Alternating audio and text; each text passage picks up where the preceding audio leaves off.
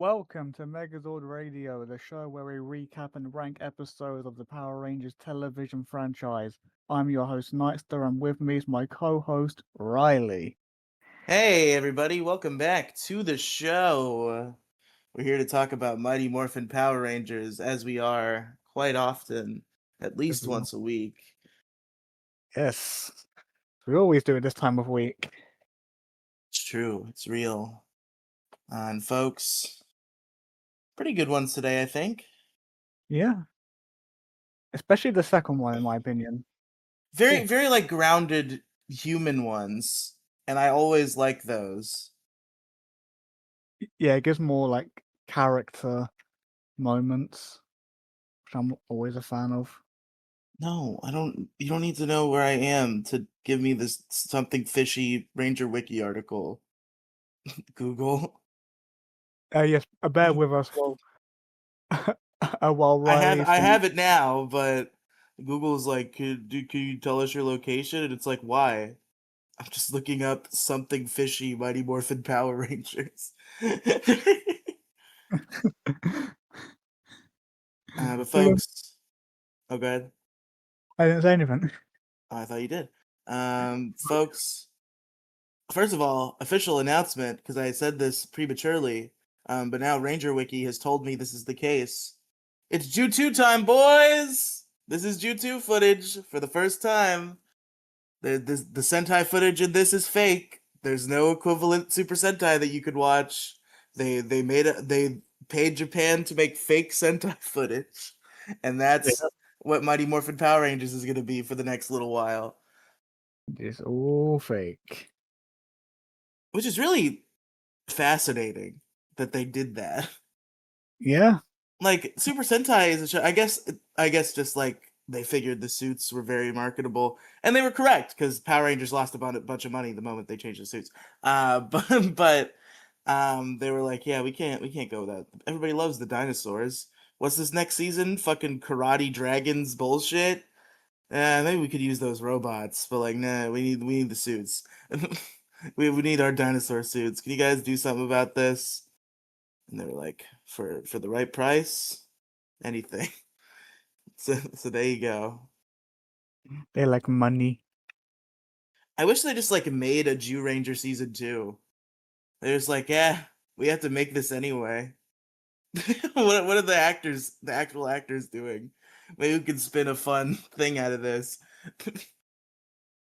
Like, how cool would that have been, though, just to have a second season of Geo Ranger for The Sentai the fans? only thing is spoiler alert, I guess, if you don't know the Green Ranger's coming back. But I guess it would be weird that Barai's just alive again. Unless they figured out a way to Bring it um back, I guess, yeah. that or give his suits to another character. Oh, true. I'll sing the torch. Hey! But folks, this is something fishy. It aired February 9th, 1994. It was written by Cheryl Saban, directed by Robert Hughes. Let's talk about it. Let's have. So, Jason, Zach, and Trini are going to go scuba diving. And a little spoiler alert. This becomes a very common hobby for them. Because this is pretty much the only time we see the specific combination of Jason, Zach, and Trini morphing as a trio. So when we get to the part of the show where Jason, Zach, and Trini are still characters, but Austin St. John, Walter Jones, and Twee Trang have left, there are multiple times in which they're calling Jason, Zach, and Trini, and they're scuba diving, and we see this exact same shot of them morphing. Oh my god, it's gonna be one of those, isn't it?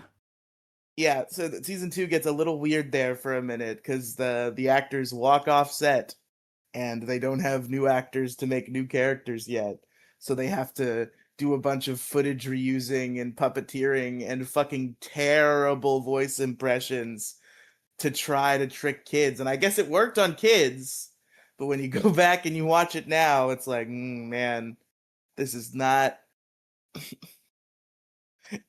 Twee Trang's does not have this heavy of an accent. It's a little racist that you picked this impressionist, actually. Yeah, he just it's a bit. Zach sounds fine, and that's because like the only actor of those voice actors who we meet in another way is the guy who voices Zach, and it's the guy who plays his cousin Curtis, who is a character we're going to be introduced to in season 2, and he does pretty okay.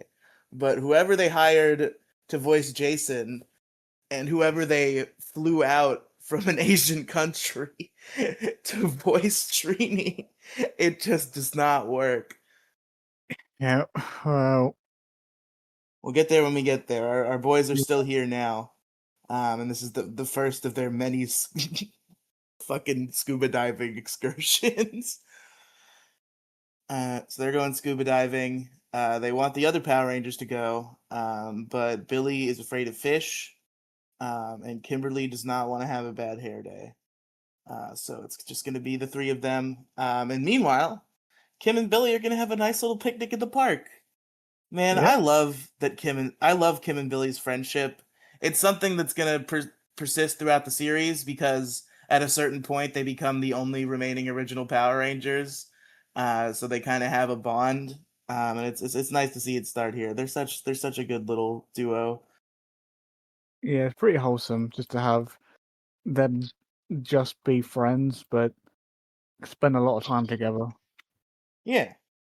So that's going down. Uh, I think something happens with Bulk and Skull. It's not mentioned here. Oh yeah. They show up. They're gonna go fishing. Bulk has a bunch of stuff in his locker. He opens the locker. It all spills out all over him. And Skull laughs at him, and Bulk chases him. Classic Bulk and Skull slapstick bit. I think Skull actually like trips Bulk up because he's got the net. Oh, And yes, he's got the net because all the shit falls out of the locker for the yeah, fishing, including the net. And he tries to pick the net up, but the net has Bulk's foot, so Bulk trips. yeah, and that's why Bulk kind of went for Skull because he made him fall. He said, "Look, Bulk, I caught something already." Yep, that was the line. So we cut to the park. The Billy and Kim are having their picnic.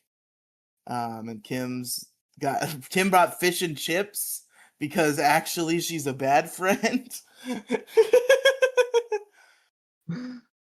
Nah, she's just a jokester. She's a little jokester. So she brought fish and chips, and Billy's like, "Just the chips, please." And she's like, "What's wrong? What's you got about fish anyway?" And Billy was like, "When I was a boy, I tried to research whirlpools by spinning my finger around in the lake, and a fish saw it and he bitted me, and now I'm very scared of fish forever." And that's the story. This is another one of those things where, like, did we already do the episode where Zach's afraid of spiders? Was that a Uh, Crow era episode? Because I know I didn't talk about it with you, but I don't know if it hasn't happened yet or if it did happen and I talked about it with Crow. the only time that I remember Zach being afraid of, I think, spiders was when they were on the Isle of Illusion, and No, he saw that them. was snakes, but we did talk about this because I remember it was one of Tommy's early funny moments as he puts his plastic spider on Zach's back because Zach says he's not afraid of spiders anymore. Yeah. Yeah, So yeah, yeah. this is very similar to Zach being afraid of spiders, where it's like, okay, I understand as a non-morphed human being afraid of. First of all, I understand being afraid of spiders. Fish is a little irrational, but either way, um, but once this creature becomes a monster and you are a Power Ranger, it becomes standard fare. You fight monsters all the time. Who cares that this monster is a fish? It's a monster. And you fight him with your power lance and gun. I mean, to Billy's credit, I'm pretty sure that Rita put a spell on him That's true. to make him Okay. afraid. Zach, I guess Zach is more guilty than Billy in this case because Billy's fear had to be amplified by a spell, Yeah. which is fair. So they're So hold that, talking. Oh, go ahead. hold that thought, because I just heard that knock. Oh, good. I won't be long. And we're back. Ready? All right, Nightster's back, everybody, and we're back. We are back indeed. Which we don't even need to say, but we're back immediately. But we also talked about it before, so it's like, Be weird not to. just got some exciting life news that I'm not going to talk about on air, but I'm a little exasperated. You chose the exact wrong time to come back, where I'm like processing information. Don't worry. After air, you can vent it all out if you need. Oh, there might be venting, but it's positive venting. It's just stuff I can't talk about on air. But Yeah, I get it. regardless, let's talk about Power Rangers. If I can pull the shit back up. Okay. So Kim and Billy are vamping about Fish. Kim's trying to convince. First of all, here's a weird weird little thing. So she says, I don't know if maybe this is normal. I don't know. But she says fish and chips. And how fish and chips has always been presented to me is like fried fish strips and fries. But she's got fish sandwiches and fries. Huh. It's a little weird. It's not fish and chips, Kim. This is a fish sandwich and some fries.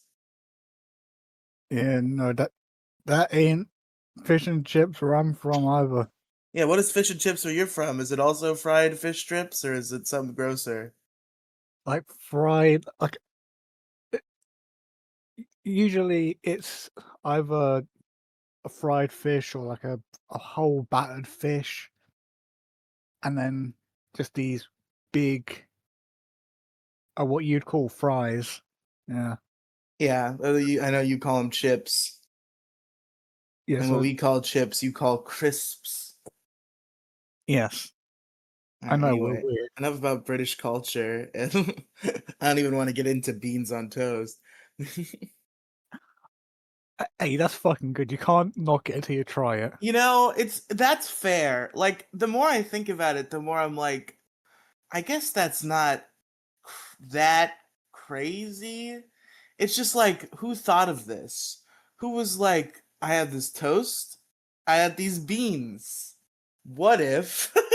Who had that thought? Because it's like, I'm sure it's fine. I can imagine what the taste profile would be, and I'm sure it's not like disgusting. But like, why? Though. Do you want me to tell you? Because I know the answer. Wait, you know about the invention of beans on toast? Yeah. Please enlighten me.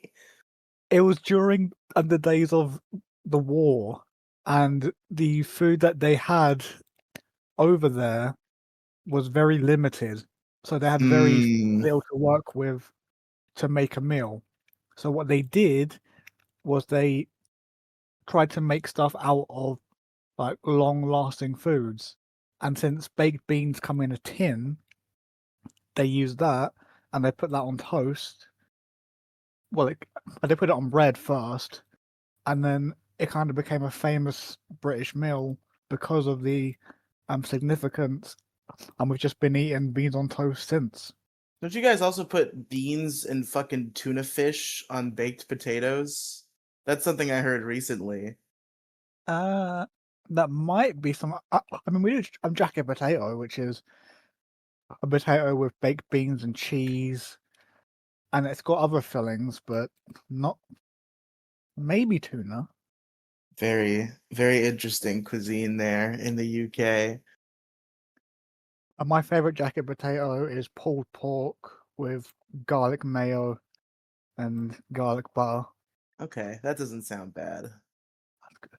I guess I could see the concept of like working with what you have. Like I remember one time I wish I could remember exactly what I did. I wish I had like transcribed it as a recipe because it actually ended up being way better than I thought. I'm sure I could just fucking throw it in the pan like I did before and figure it out. I know what went in it, I think. But I had pasta when it was like the only thing I had was like pasta, but I didn't have any regular pasta sauce. But I had this like Olive Garden like salad dressing sauce that I knew like would kind of go well, but it was too strong was the problem. So I got this Olive Garden sauce, and I'm like, what can I do to make this sauce not as strong?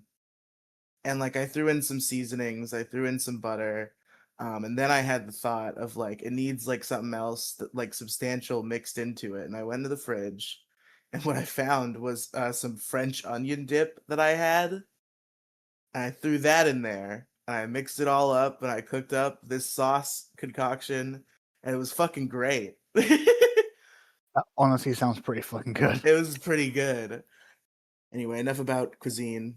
Billy doesn't want to eat a fish sandwich, Yeah, which yeah. which Kimberly argues the fish isn't gonna bite you. It's dead. It's a sandwich. As they're fighting, they're not fighting, but as they're like, you know, vamping about it, they hear a scream, which, if you know Farkas Bulkmeyer, you know that scream is coming from Farkas Bulkmeyer. Is So the that his fact that they full don't name? recognize it is very strange. Yes, that is his full name. Barker's Bulkmeyer. Yeah. No wonder he goes by Bulk. Yeah. They both have like silly like names where their fake name is derived from. Bulk is Farkas Bulkmeyer, and Skull is Eugene Skullovich. Skulls I knew, but it just sounds like a fart joke waiting to happen. That's true. And then once they I'm glad they had the restraint to never make that joke. And then once they become cops and they have Lieutenant Stone, he calls them by their real last names. That's why I know them very well, because Lieutenant Stone will just yell them out. Bulkmeyer, Skulovich! Sir, yes, sir! Skull's holding a mustard bottle, squirts him in the face. You Turbo the gotta Power remember, Rangers movie, everybody, we'll get there. I do remember that scene because I have seen that film. Had it on DVD. I also had it on DVD. I think I still have my copy from when I was a kid, actually. It probably skips a lot because I got all my discs scratched back then, but I'm pretty sure I have it. Let me check my collection of DVDs while we talk about this the show because I've got all my DVDs right next to me. There you go. So Bulk and Skull are screaming. They think Kim and Billy think someone is in danger, but it's just Bulk. Bulk is trying to fish up the big one, and he just catches a no fishing sign. Is the big one, and Yeah. then just as Bulk and Skull leave, Putty's time. I'm sorry, were you gonna say something about Bulk and Skull? Uh, I was gonna mention how ironic it was that they pulled up a no fishing sign. Yeah, Like, it's an obvious bit, but I did get a chuckle out of it. why would that sign be in the water to be fished up and not be, you know, outside the water so people know not to fish? And then Skull says, "Hey, Bulk, how do they know we were fishing?" Mm, Gotta love Skull, everybody. that bit was funny. Skull was a Uh, freaking comedy genius. he is. Both they're both so good, man. It. Yeah, I love Bulk and Skull. me too. They're getting so much better now, and I love it. Yeah, they're getting funnier and funnier, and soon their characters will deepen as well. They really are like, I think they're the best characters of the Zordon era, maybe. Like maybe there's an argument for like Tommy, but like Vulcan Skull are so good. I'll be honest, I did not believe you when you told me that they'd get better and become really good characters, but you thought they were gonna be a Victor and Monty. You thought you weren't gonna like them. mm, but no, I was wrong. They're good. They're very good. But anyway, it's putty time, and pretty good putty fight. Yep, I liked it. Kim and Billy teaming up, beating up the bad guys. It's not a very long or eventful putty fight. They're getting pretty efficient at murdering putties at this point. Yeah. I'm Remember trying to when think. putties were like a problem they had to solve? Yeah, it's like, oh no, what are we gonna do? There's pies They had to like everywhere. form human chains and like fucking make plans and shit. And I was just like, oh, putties. Hiya, see ya. Oh, they're dead. Yeah. I'm trying to recall though if it was this episode or the next episode that had the really, really good party fight. I think With it's the this music. one because the next one, it was like a weird split up putty fight. And like I don't think it was as good. This one was really good. I think Amy Joe and David were in top form. Yeah, and one had music as well, like a really good song playing in the background. Oh, dude, I think those are like have they not been playing those? Are those new? Are those post hiatus? They might be because I've never noticed it until now, at least. Dude, the Ron Wasserman fight songs, dude. Oh my god, get ready for fucking musical keto because there's more than one. There's a few. I can't wait. I could have sworn, not even I Will Win. I could have sworn that's played already.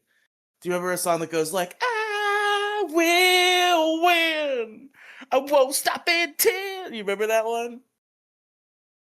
I do not. Okay, maybe they haven't played it yet. Shit. Well, we'll hear it someday. It's Hopefully soon. a pretty good I'm just song. waiting for all the 541. Call the That's 541. that's my favorite one that I've heard. I'm listening to the like tracks. Yeah, It's we'll get to call the 541. That's one of my favorites. My favorite, I think my favorite is We Need a Hero. I don't know if you've heard that one. I've heard I Need a Hero, but I'm pretty sure that's a different song entirely. No, the very different song. It's one of the Ron Wasserman fight songs. It's called "We Need a Hero." I don't know when it first plays, but I know in the season 2 episode "Rocky Wants to Have Fun," which I had on VHS, it plays, and I fucking love that song. Fair. All right, what's going on now in Power Rangers? After they beat Putties, they go to the command center. Zordon's like, "There's a monster," and they're like, "But Jason, Zach, and Trini," and Alpha's like, "I can't get them. They're underwater." And they're like, "Oh shit! I guess we have to go fight the monster then." So it's two Yeah. on one.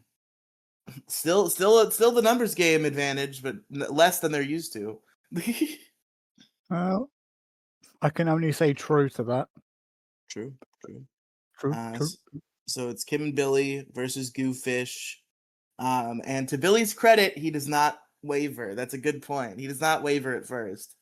And then Rita's like, or no, Goldar's like, you should cast a spell to make Billy real scared. And Rita's like, yes, I will do that. Ah, which we didn't mention earlier when we go to Rita's palace, I guess, when they formulate the plan for Goofish. Because it's literally just like, so there's a common trope. It wasn't as noticeable before, but I think it starts to get noticeable as season 1 is winding down, and then gets particularly noticeable once Lord Zed comes along. A whole lot of Power Rangers episodes plot is, oh, blank Power Ranger doesn't like blank, huh? I'll make blank. I have noticed this, which is kind of weird how she's just spying on them like 24/7.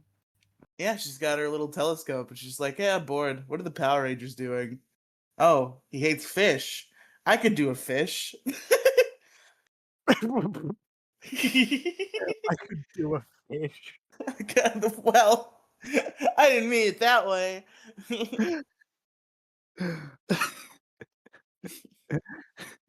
That was all I could think of when she said it was, I could do a fish.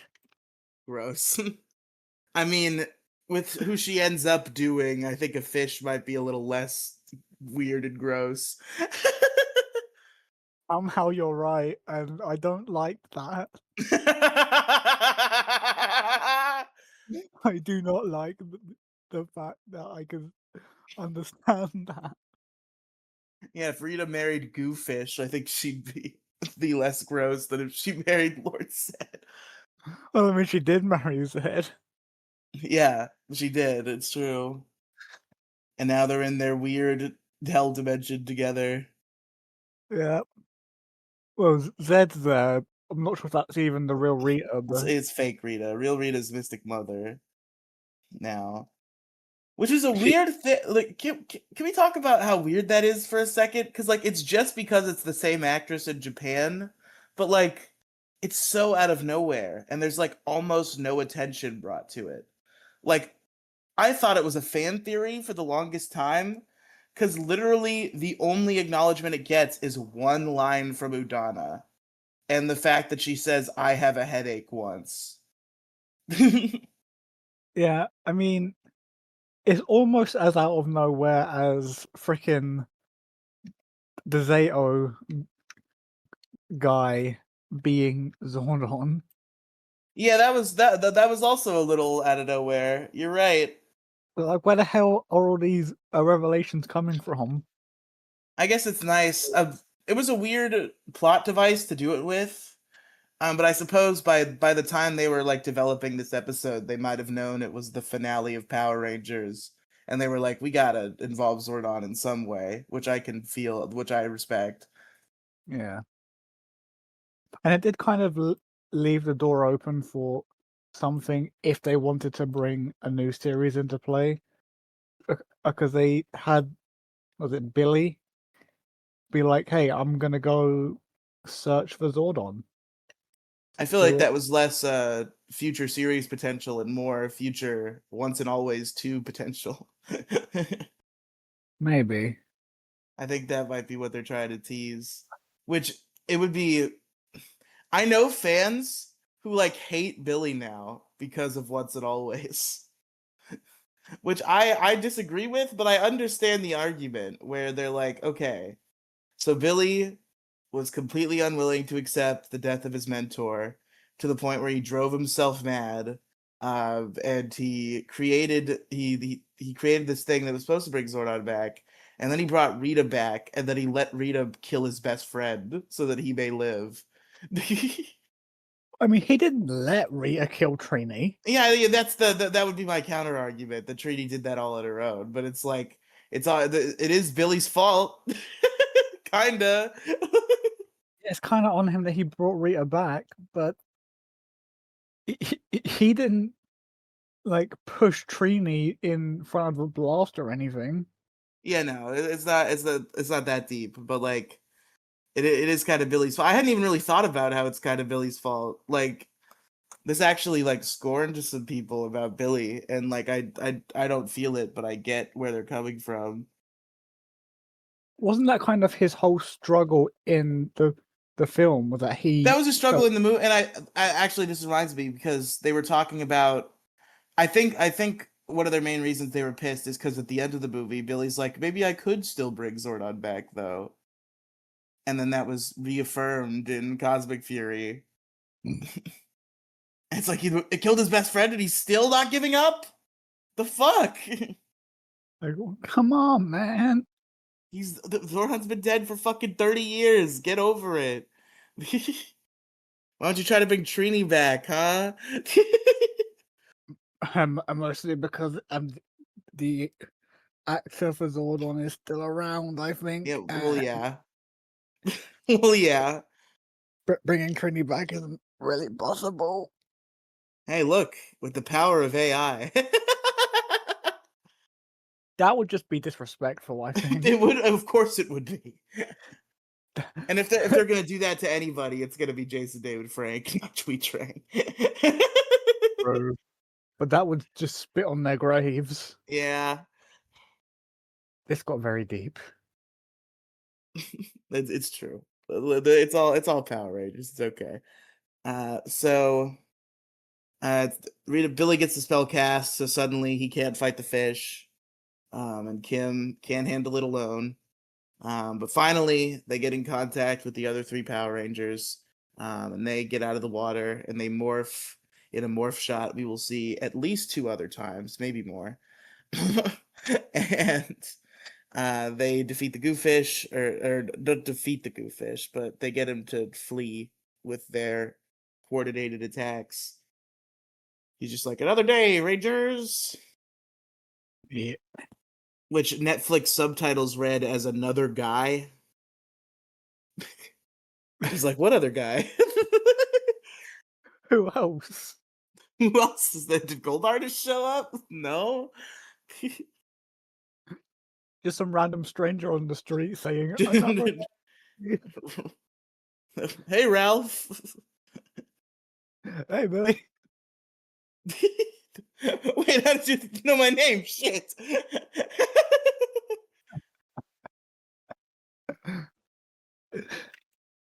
So Goofish is gone. The Power Rangers regroup. And Zordon's like, Billy, you have to confront your fear, and then the spell will be broken. And Goofish comes back, and Billy's like, I don't know, guys. I'm gonna try though. And they go. And there's a pretty good morphed putty fight that ensues here. Because there are putties. Goofish has some putty backup, Yeah, and Billy's like, no, God, get away from me. Ah. And then, yeah. I thought he was doing it. He was just standing and they're grabbing his head like he had Rita's headache. The fish is giving me such a headache. Ah. Yeah, that's what it looked like.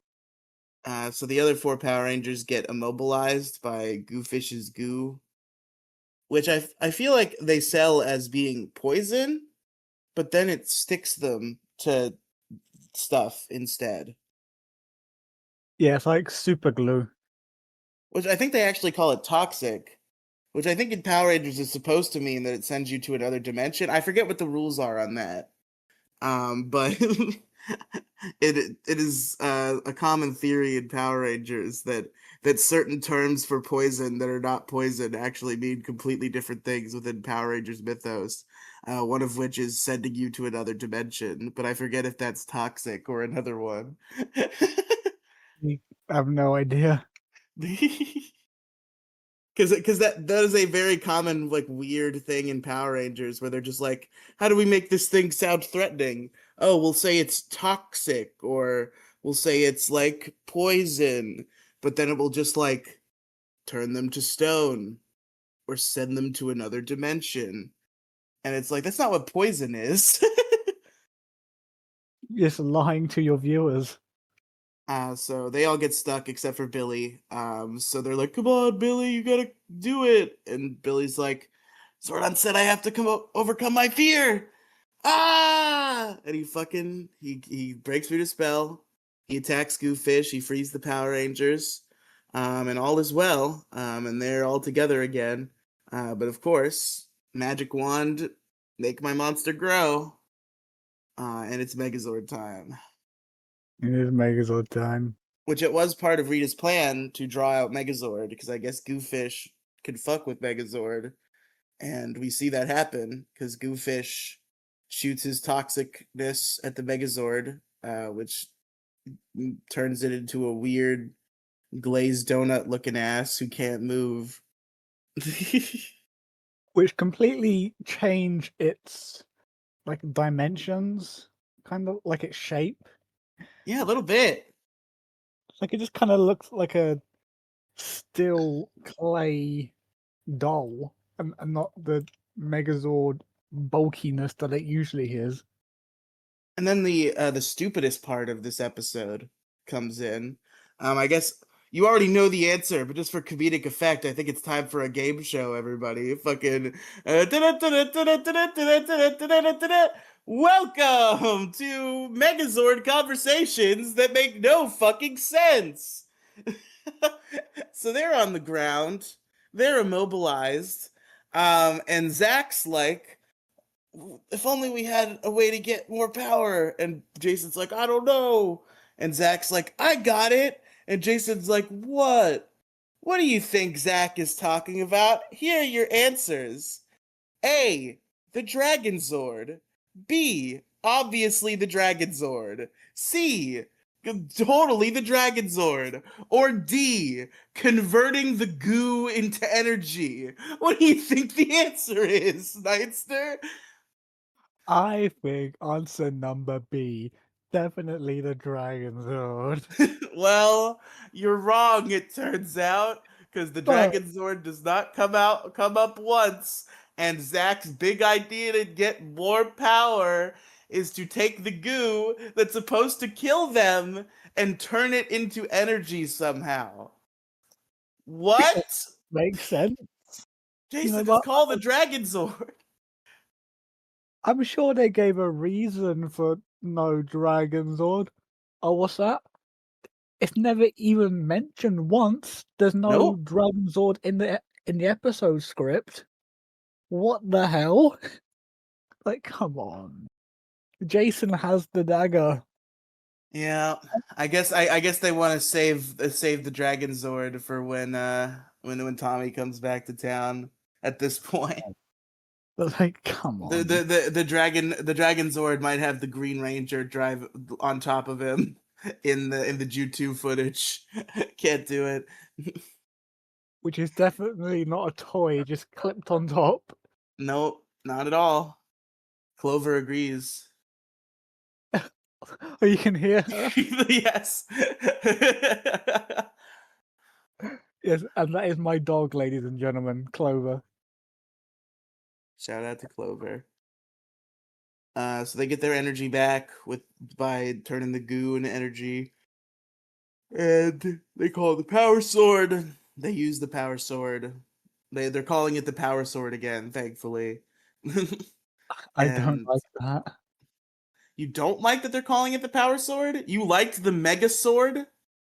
I do, and I have what I think are very good reasons for preferring Mega Sword over Power Sword. Yes, I know Jason already has a thing called the Power Sword, but like, you can't call it the Power Sword for 39 episodes and then decide it's the fucking Mega Sword. It's not the Mega Sword, it's the Power Sword. Maybe it's the Mega Power Sword. That's its full title, but they call it the Power Sword for brevity's sake. But then you just call it the Power. I'm the Mega Sword because it's like Megazord, Mega Sword. It's funny. That's why it's stupid. That to me, that's stupid. That's why I don't want it to be the Mega Sword. To me, that's funny. And I, Power Sword is taken. it's like it's not funny enough. Like there is there is a Zord combination later, and I think Lightspeed Rescue, that's called the Omega Megazord, Mega Sword. and that's funny. That reach is funny, but I feel like Mega Sword, Power Sword, but Mega Sword, Megazord is like too stupid. I don't know. I like it. But regardless, Power Sword is back, whether you like it or not. Yeah, the Uh, Mega Sword is back. it's not the Mega Sword. The youth center. We go back to the youth center. And Billy goes on a fishing trip with Ernie, which we'll talk about that in a second. It's going to become relevant during the wrap up questions. I'll explain in a minute because we're almost done. There, Ernie's like, "You did great. I'm gonna go cook up what we caught." And he doesn't take what they caught with him. It's probably just like heating the oven, I guess. But Bulk and Skull come in, and they're like, "We got the big one!" And then Skull pulls out a big can of tuna with like store labels on it. Like I told you to get a big fish. Yeah, I got a big fish. What other fish is there? It's the only fish I know.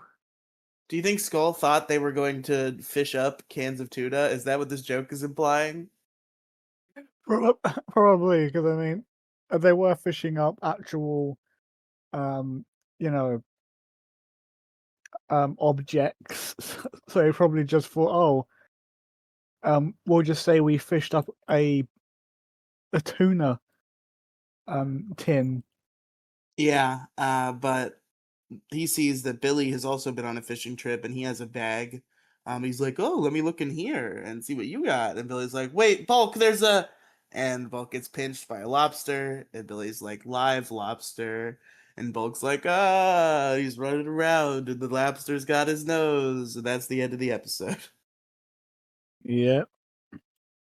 So, Nightster, who is your favorite character in Something Fishy? I mean, it's got to be Billy, right? Well, now we get to why this last scene was relevant for the wrap up questions.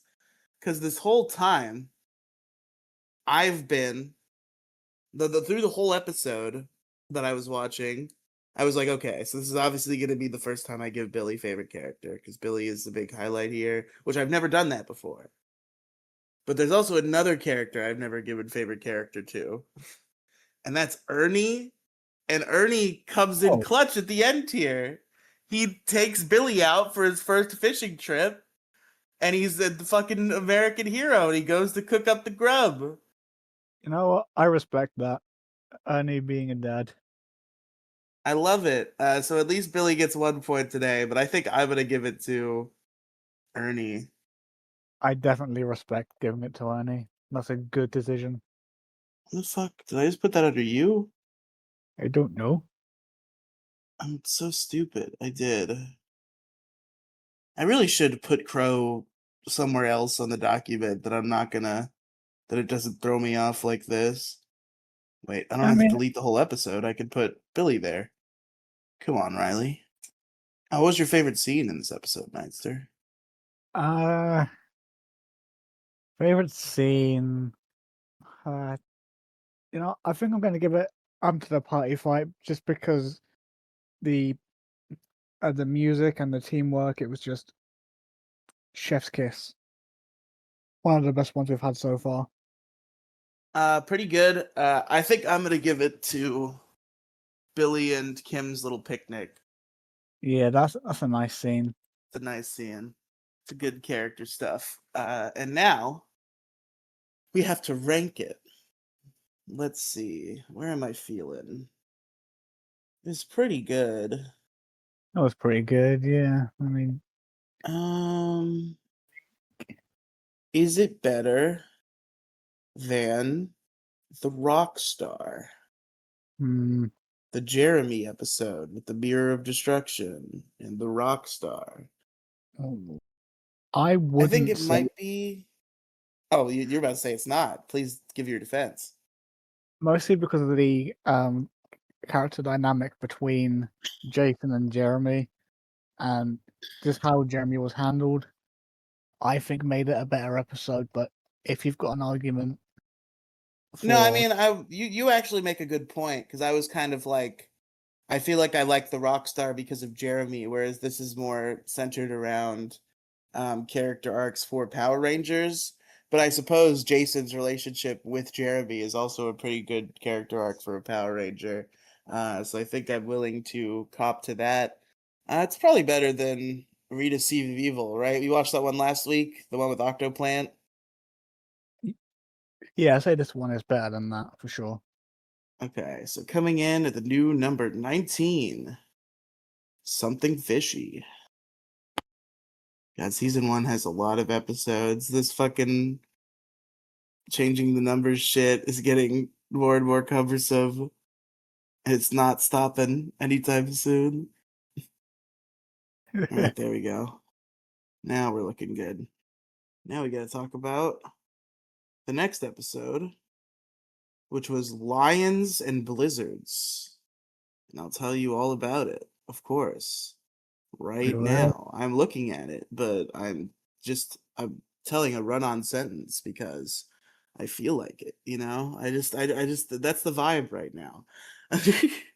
Okay, it aired February 10th, 1994, written by Shel Danielson, directed by Robert Hughes. Ooh, is Shel Danielson new?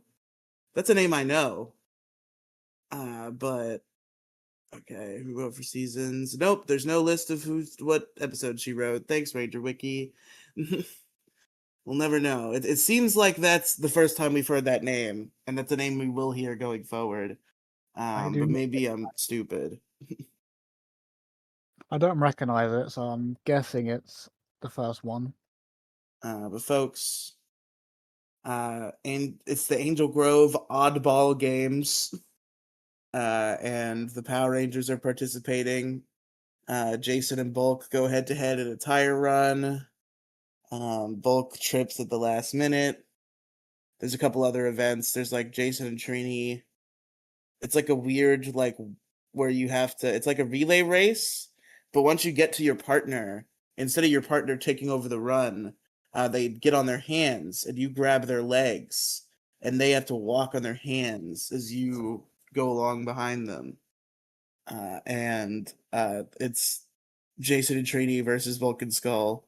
And Jason and Trini obviously mog them. Was there another event that we saw before the tug of war? Uh, It's the weird hand walk, the fucking tire run. I forget. I need to mute It, that does, first. it doesn't really matter. If you find it, I guess let me know. But the final event is tug of war because the teams are tied. It's red team versus blue team. All of the Power Rangers are on the red team. And the blue team is mostly a bunch of nobodies, but with three exceptions, two of which are obviously Bulk and Skull. The other one, Angela. Angela's back. Yay! So it's tug of war, red team versus blue team. Zach's like, "Hey, Angela, not too late to deflect to the winning side." And she's like, "In your dreams." And the part that kind of gets me about this is that Vulcan Skull are like, "Yeah, she knows who the real men are." I feel like she should have put them down too. It's kind of weird that she didn't. Yeah, that. I mean, I know Bolt is like he looks strong because he's quite a large guy, but come on, he's not all that. Also, Angela's the villain of this episode. Fuck, Definitely. fuck Gotan. Angela's the villain. Yeah, fuck that Dragon Ball ripoff name. It does That kind was of sound like a Dragon Ball name. the only thing I could think of when I heard Gotan was, oh my fucking god, it's Goten. Holy shit. So they do a tug of war. It's one of those classic tug of wars where the losing team's gonna fall in mud. Obviously, the blue team loses. They all fall in mud. Angela's like, ew. And then Zach fucking takes off his red team vest and lays it on the ground so that Angela can step on not mud as she gets up. And he's like, "May I help you, my lady?" And like offers his hand. Fucking Riz times 1,000, bro. This infinite Riz. And it kind of works. Kind of, yeah. But not really though. We'll talk about it. So Zach helps Angela out of the mud. The other Power Rangers help Mr. Kaplan out of the mud, who I think was like caught in the crossfire somehow. He was not involved in the tug of war, but he somehow also ended up in the mud. He did. And by the way, there's also a trophy, and it's the Noble Lion trophy. Guess what's gonna happen, guys? Guess what's gonna happen in this episode this episode of Power Rangers called Lions and Blizzards, where there's a lion trophy. What do you guys think is gonna happen? I'll be honest, I thought what was gonna happen was the Rangers were gonna find Bulk and Skull and confront them about um the stolen trophy because this is when it gets stolen. And I thought it was gonna be a case of it turns out that they didn't steal it, and then they'd see the monster. But no, Bulk and Skull actually did take it. Yeah, that was a weird thing because that's kind of the twist you would expect, right? I had the same exact thought.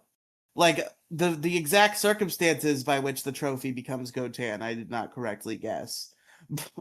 But I knew when they were like, "Look at this noble lion trophy." It's like, okay, there's Gotan.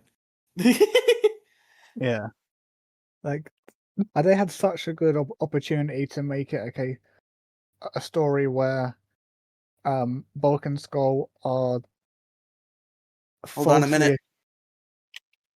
Sorry about that. Welcome back. What were we talking about? Uh, They just had the trophy. Yeah, trophy. Trophy monster. They win the trophy, but the trophy's gone. And they're like, oh, did Vulcan Skull steal it? And the answer is yes. But also, Rita's going to turn into a monster. I'd turn the trophy into a monster. She's not going to turn herself into one. Yeah, oh, did I say she's going to turn herself into a monster? Yeah, the trophy. And Vulcan Skull are washing the mud off themselves at a lake. And the Power Rangers are after them. They're split up searching for them. And then putty attack. Split up putty attack. Decent putty fight. The putties get the trophy though, and Rita casts a spell on it. And she's the quote of the spell is in the article, so I suppose I'll read it. Scabs, weasels, moons of cryon, make me a monster, half goat, half lion. That's a bit of a stretch for a rhyme. Come on, Rita. Lion. Maybe she pronounced it cryon, but like it looks like cryon. Maybe. See, let me take a listen. Buddy fight, Rita, Cryon, and Lion. Yeah, that's So weird. just didn't make it rhyme. So the monster's created, Vulcan Skulls see it, they're like, they follow the lake. Yeah. Then the Power Rangers go back to the juice bar. And Angela walks in. And Jason's like, so, Angela. And Zach's like, look. Zach says, and I quote, she's a babosaurus. He does say that. But I've given up on her. And then Angela starts walking towards them. She's in, there's like fucking like wow sound effects and shit. Like she's in this like very fancy red dress. And she starts walking up, and Jason's like, "Give it up, huh?" And Angela walks up to them, and she's like, "Hey Zach, you want to catch a matinee or something?" And Zach like looks back to Jason, and Jason's like, "Dude, yeah, of course." Gives them thumbs up and everything. and then Go. and then they go. They lock arms, and they go see a nice film. Now you think this is going to be a happy ending. And, or you think there's going to be some sort of Power Rangers shenanigans that's going to prevent it, which is true, but it already goes sour before that in a way that is the reason why I'm like, Angela is the villain of this episode. So Angela walks in her fucking look at how hot I am red dress, to make Zach go to a movie with her right then and there. And they go to the movie. They're sitting there watching the film. At some point, Zach pulls the, it's cold, little arm around you move. And then Angela treats him as if he just happened to sit next to her at the movie theater that day and like throws his arm off and is like, it's not that cold. What? Bitch! you fucking him. And now you're Christ, you can't come on to someone and then just completely, go back on their advances. Yeah, you walked in your fucking fuck me dress. You locked arms with him as you walked to the movie theater, and now he's trying to put his arm around you, and that's too much. Like, you clearly had intentions, and the second he makes a move, it's like, no. Fucking Angela, man. Just follow their signs. Their signs. You want a spoiler for the season finale? Real quick. Let me guess. It's something to do with Angela. It's a fucking Zach and Angela episode. You fucking... Why? This episode alone has proved that... Also, here's another spoiler about the season finale as it relates to Angela. After dedicating the season finale to Zach and Angela's will they won't they romance, it is also the final appearance of Angela. I mean, I do not understand this show. It's a weird show. It is, but I'm glad to be covering it. I am too. Now I will be right back for Nightster in but a few moments for the fans right now. Yep. 'Cause that's how this works. All right. Okay. Okay. So anyway, beyond Zach's date, which I guess I'll no, because the other scene is at the very end, so I'll save the other scene for the end. I've kind of went out of order, but I just wanted to describe why Angela is the villain of this episode. Yeah. So the Power Rangers, Gotan makes a storm. The Power Rangers get called to the command center. Um, they tell Zordon Zach isn't with them, and they're like, "We'll call him. Don't worry about it. Just come here." And they go to the command center. They can't contact Zach, which is strange. Cause like, do the communicators have like a put it on silent function? And can the Power Rangers do that? Cause it's like it's shown as like the thing is doing the lights on it that imply that it's ringing, but it's like making a much quieter little beeping noise that Zach cannot hear. That is not consistent with the beeping noise it usually makes. I think what's going on is it's meant to give across the impression that the movie is so loud that he can't hear the communicator over the film. That's what I was thinking, but it's just the sound design didn't really lend itself to that, but maybe it was just a mistaken sound design. Maybe. So they can't reach Zach, so the 4 remaining Power Rangers morph, and they go to fight Gotan. And he can make a tornado, which, by the way, I forgot about this. So previously in the last episode, we kind of had that exchange where I was like, oh, I wonder what kind of, we were like, oh, I wonder what kind of monster is going to be in Lions and Blizzards. And then I was like, well, you're going to be half correct. And then the other half is going to throw you way off. So where my hypothesis is accurate. Yeah. Why is he half goat? Where did that come from? It's not the Noble Lion and Goat trophy. Uh,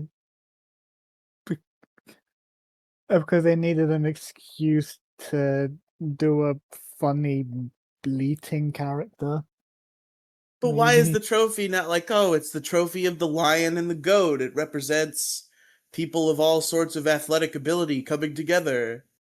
Like, there's a very easy way to explain this in a way that it's not completely out of left field. I have no idea. Maybe the guy who was sculpting the trophies for them was like, I'm gonna charge extra if I have to carve 2 animals, and they were like, just the lion's fine, just the lion's fine. I'm Haim Saban. Yeah. Fucking legendary amounts of money grubbing. Haim Saban. It's Haim Saban. What do you expect? Not even that, the trophies, but I'm talking in general strokes about Haim Saban. It's just like whenever I think about him, I'm just like, man, fuck that guy.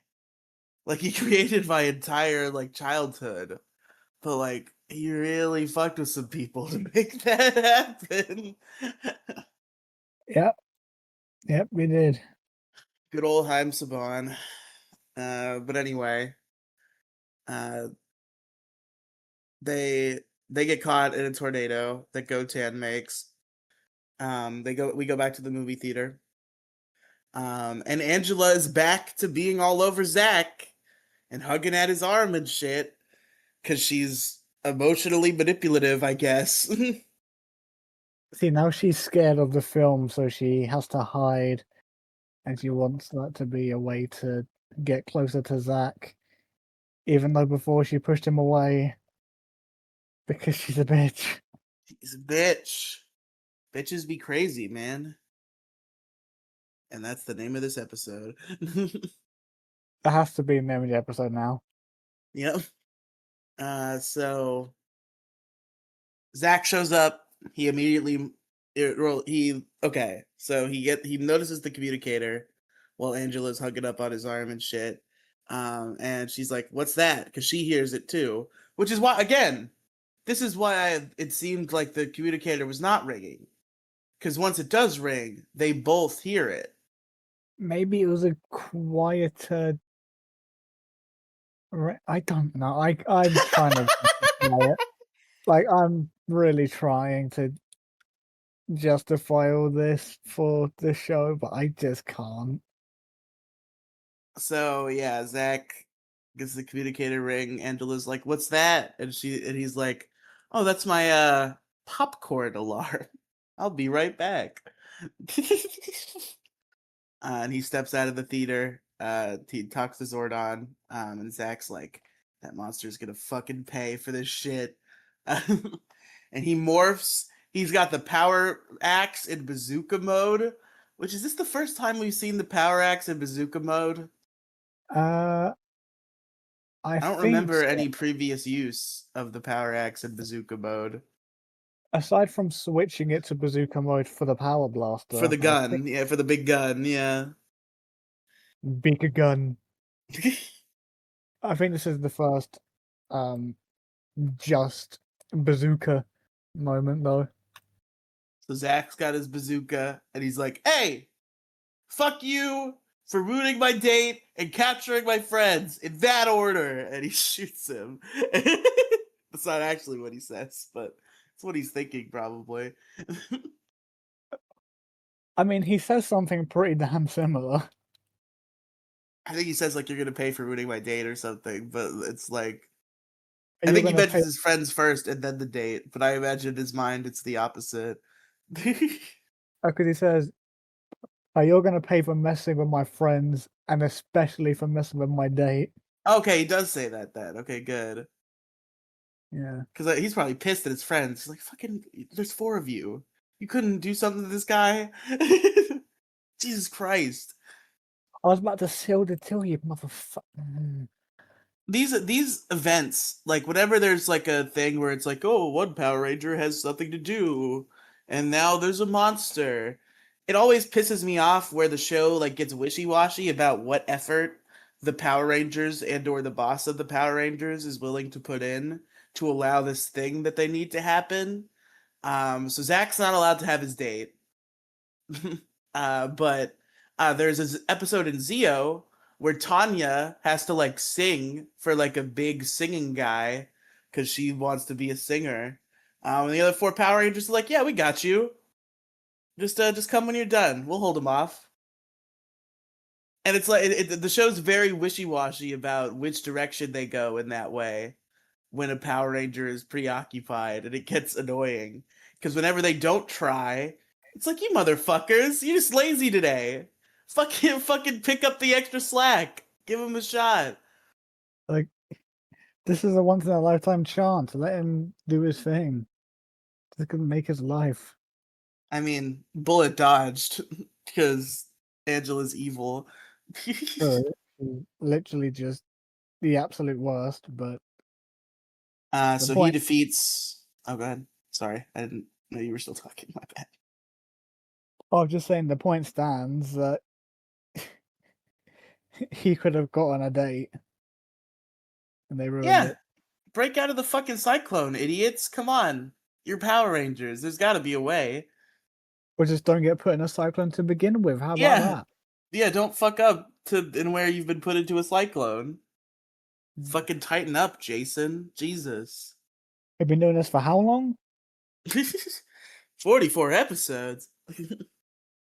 Oh, we're so close to it at the end of season 1. Yeah, we're getting there. 16 more episodes, which means 8 more for us. More or less. More or less. Because, you I know, don't think any of the two-parters. I think the last two-parter is Return of an Old Friend, and that fits in the natural flow.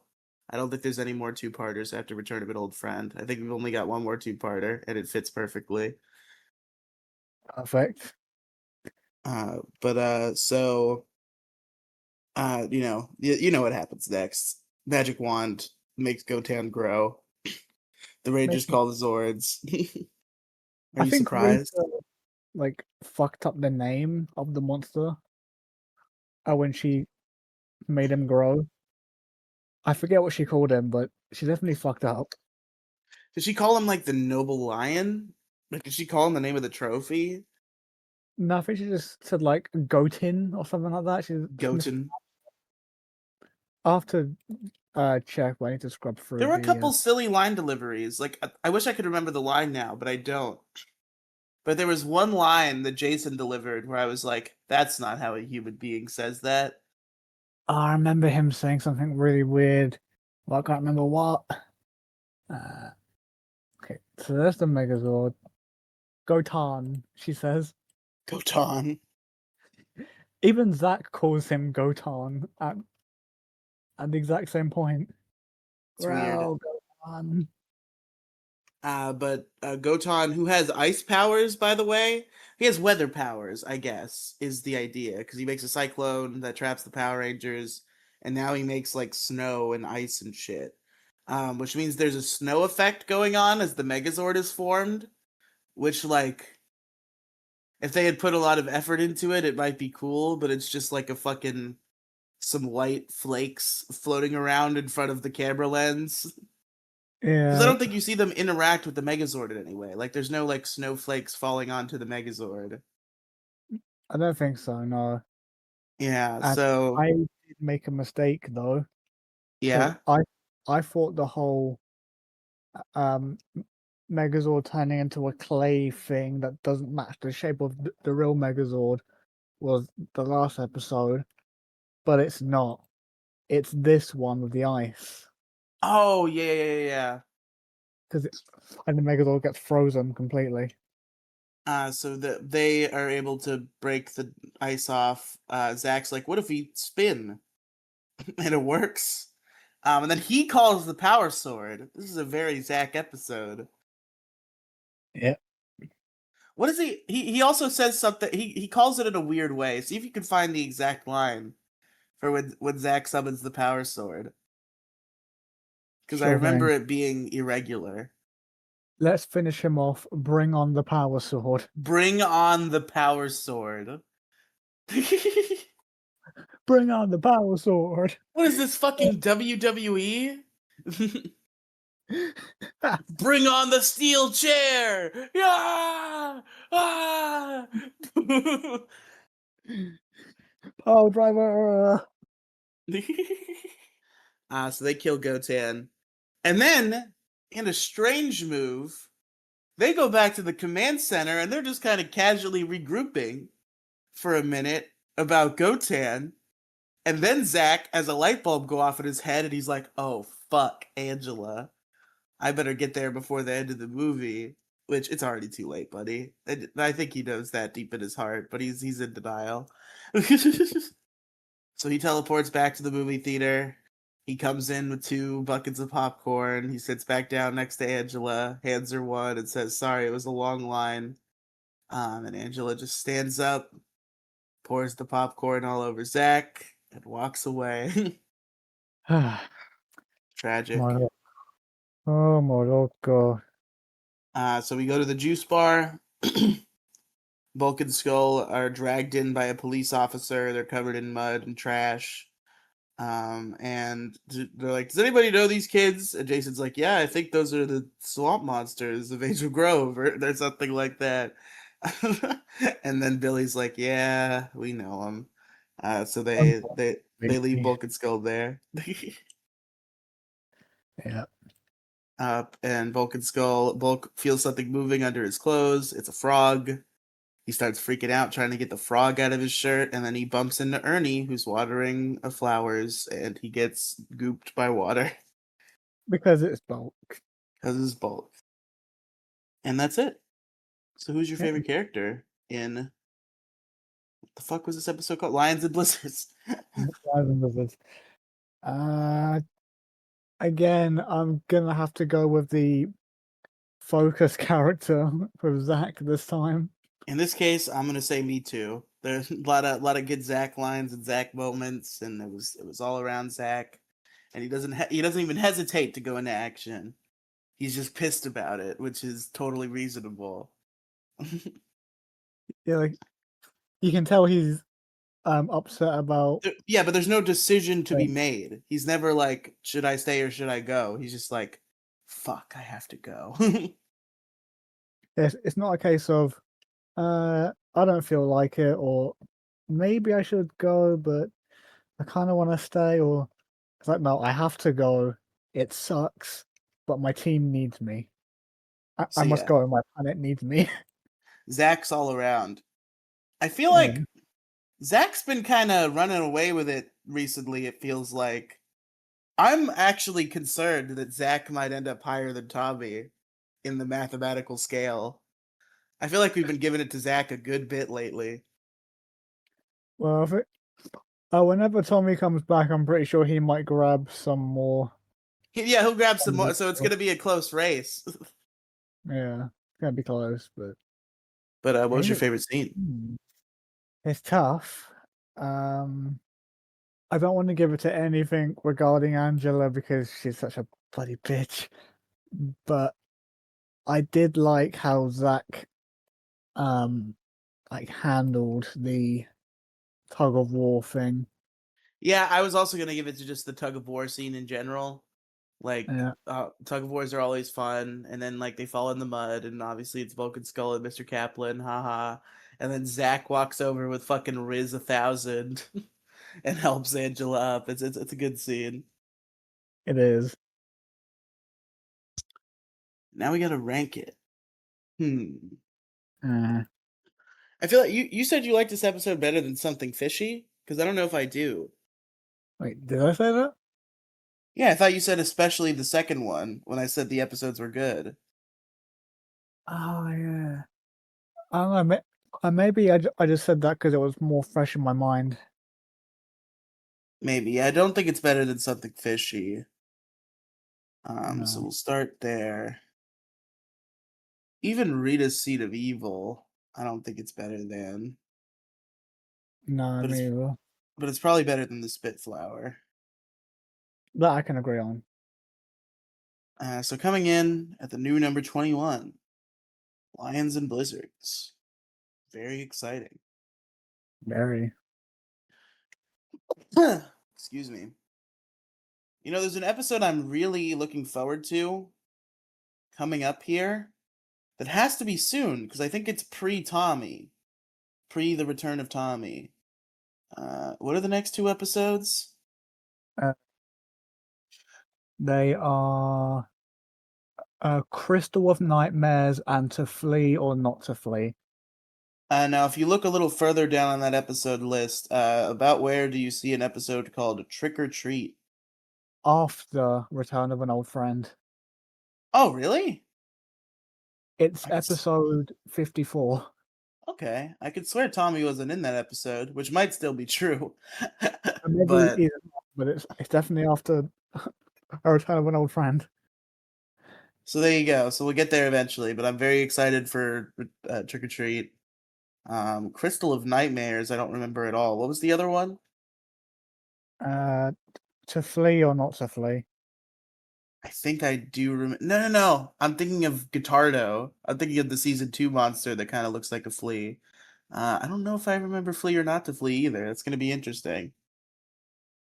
Right. But very exciting. Very exciting stuff for Megazord Radio. Sorry the episode was late last week. Hopefully it wasn't more than a day late. I'll work on that today, hopefully.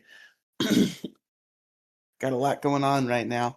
But folks, we'll see you next week for the Crystal of Nightmares and To Flee or Not to Flee.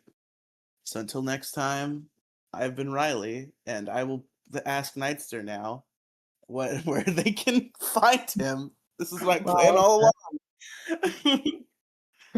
I didn't even get to say, and I've been nice to the you can find me on my solo channel, Nightster, or you can find me in the collaborative channel Toku Thrill with Riley and some other friends where we talk about Power Rangers, Super Sentai, Kamen Rider, Ultraman, all your things Toku.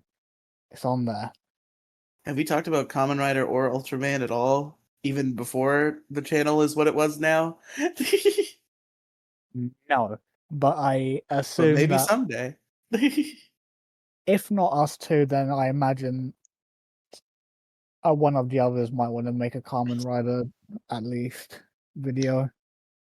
Should we do videos about like Godzilla, the Toku that everybody knows? Maybe I'll think about it. Yeah. I'm not much big on Godzilla, but I've never seen any Godzilla in my life, and I think it would be fun to to lose my Godzilla virginity on Toku Thrill. never put it that way. Yeah, You see, I was gonna use Pop My Cherry, but I remembered every time I did that on this show, Crow Royalty would get upset. So I was like, maybe if I use a more clinical term, it'll go over better. I'd be very concerned about you having a cherry to begin with. Folks, I've been Riely, and you can find me at linktr.ee/Riely Cinematic Universe. And now I will again say, I've been Riely, and it will be at the correct point this time. And I will follow up with an I've been Nightster at the correct point. And until next time, we're morphin' out of here. It's Morphin' morphin' time. time!